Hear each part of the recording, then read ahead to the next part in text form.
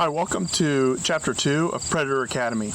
Today we're going to be going over stand setup for daytime calling and hunting. So we're going to kind of replicate our setup out here, and JD's going to give us the kind of the do's and don'ts of getting into the stand, setting up the call, and just setting everything up for success for your daytime hunt. So we've got our trucks back here. We're at a really good spot here. We've got our trucks back here. Normally we would have parked out by the road. Yeah, and walked in to this spot. Why'd you choose this particular spot though? well, this location, pretty much right where our trucks is, there's a hump in this fence line. And that hump gives me the advantage, of height. So when I'm a little bit above the rest of the lay of the land, I can see them. It's working their way into the caller.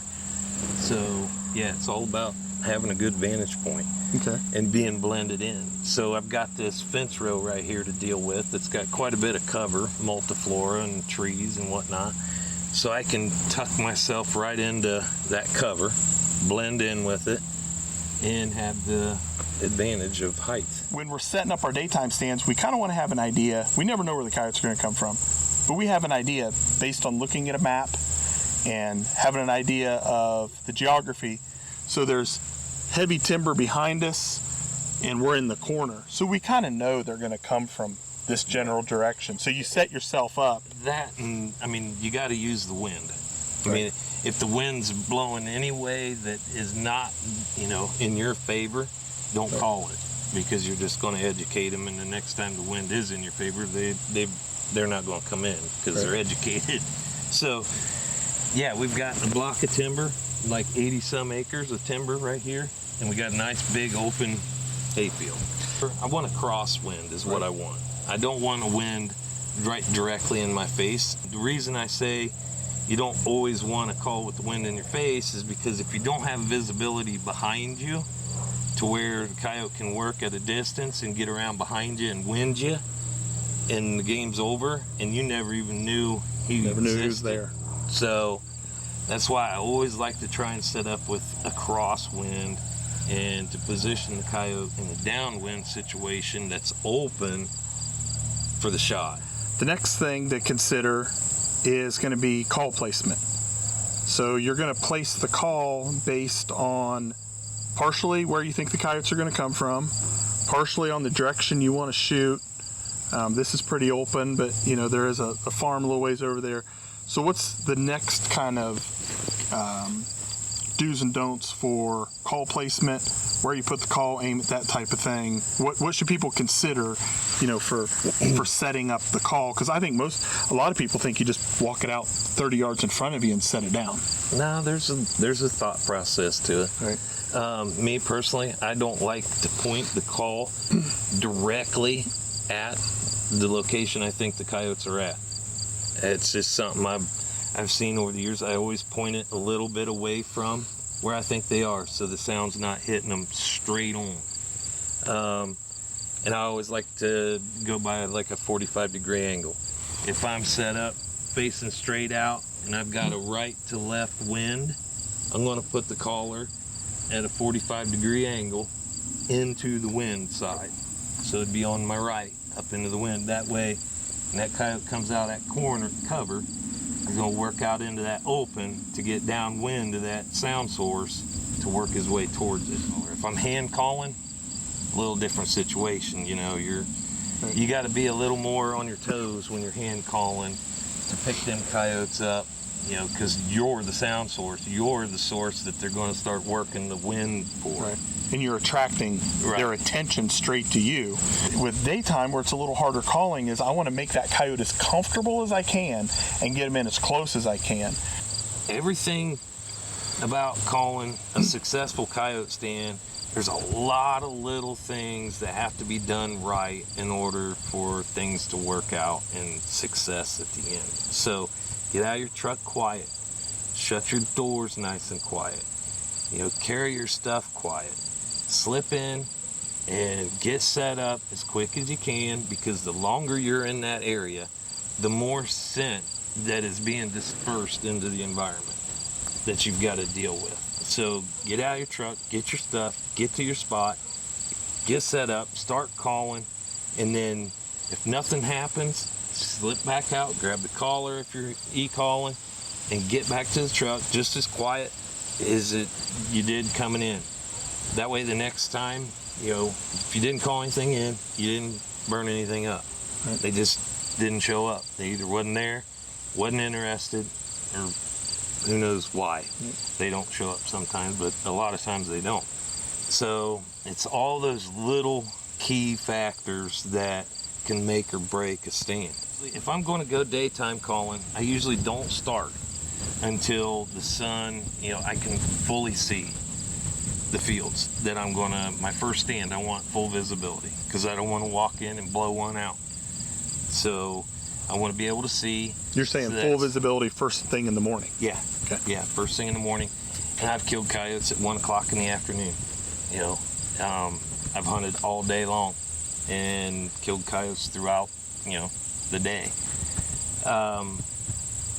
The best times for making stands, most success I see are usually from, first light to about 11 o'clock. Because they're still moving around. I run trail cameras for deer hunting, and I get daytime, morning pictures of coyotes, quite often in the cover and on edges of cover. So they're still moving around. But it's all about that security in the daytime. You gotta keep their security level comfortable for them to approach your setup.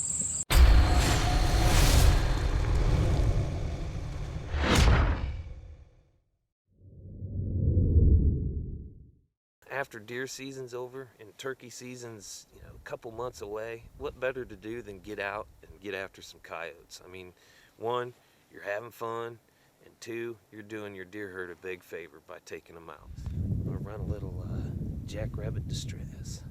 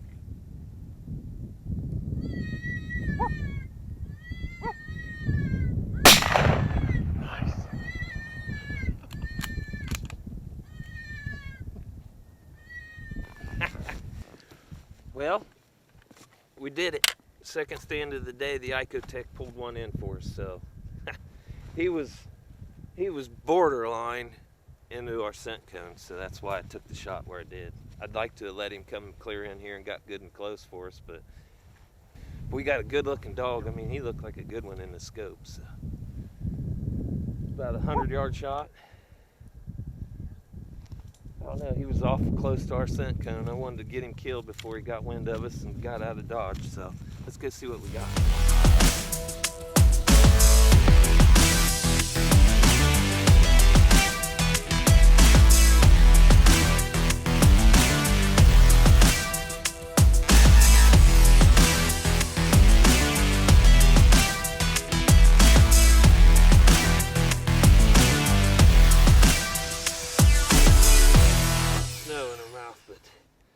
Those are wicked.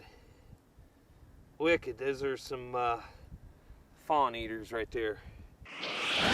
All right, so we come to a second location just to give you, and we're going to go to a couple more, show you some different, situations, scenarios. This place is a perfect daytime setup got a lot of timber. The coyotes are here, and the lay of it is perfect for no matter what wind direction I'm dealing with, other than a south wind. When I call this in the daytime, if it's a south wind, I don't even bother coming back in here. But a north, a west, or an east wind, I can set up somewhere here and take advantage of it. So, you know, this here is my ideal spot. It's a little teardrop right in the middle of, you know, two pretty good sized chunks of timber. And with the north wind, yeah, I can set up. There's a little sugar shed over here on the hillside, and there's an apple tree over there. And that apple tree's got a little bit of bloomage over top that I can tuck right up in underneath that apple tree. And I usually e-call this, and I put that collar right out in the middle of that teardrop. And with that north wind, anything, you know, coming out into this open field is exposed. And generally, they're on this side because there's a deep washout in that section, and it's just thick and nasty, and that's usually where the coyotes are when they're here. And I've learned that over time. But I'll park clear up by the buildings up there and slip in here nice and quiet, get set up, start calling, and it's usually, you know, when they're here, it's usually pretty quick for a response. So just wanted to give you a look at this spot to kind of reference with maybe something that you've got. You know, and with the west wind, I may not want to be right in that teardrop because, you know, my wind's going to be blowing where I think the coyotes are. So this big hayfield out front behind me here and that fence row back there gives me the ability to put my e-call up into the wind. Any coyotes coming out of here working their way across, you know, they're not going to hit my scent cone by the time they're right out here in this wide open and I've got the shot on them. Another thing too is when I'm looking at spots to call for daytime, I cherry pick my daytime spots. And this is a good example of just a really good spot that it's not near the road. There's not a house in sight here. It's got some rolling cover. So you remember, you know, people say, oh, I like really flat. Well, this rolling terrain, you may not see the coyote, but he also can't see you. So use that to your advantage. So on a spot like this, where geographically it's good, I mean, these have all been really good spots, but on spots like this, for if you were only hunting this daytime, from a predator management standpoint, how often would you hunt this? How often would you call it? I would hunt a spot once, maybe every 2 weeks. Okay. Now, if I went in and I killed a coyote the first time in, and I know there's still more there, I may go back in a week. And if I do go back in that next week, within a week, I'm going to set up completely different from where I did that first time. Right. I'm going to run completely different sounds than what I ran that first time. Hell, I may even, you know, e-call it the first time and nothing but hand call the second time. I mean, the coyote is very masters of association. Yeah, they pair. It's like dog training. Everything is good or bad to a coyote or a dog. They associate with a positive reinforcement or negative reinforcement. Right. So when something bad happens and they're out in the field and Bob next to him gets his brain blown out, whatever they associated with that sound, whatever they associated with smelling at that point, the location, where the pressure came from, all of those things are now imprinted as a negative. So what JD's saying is everything that happened during that time needs to not be replicated on the next stand. Right. And as always, if you guys have any questions, you can look us up on social media, on Facebook. You can message JD or I, or through the Predator Academy page.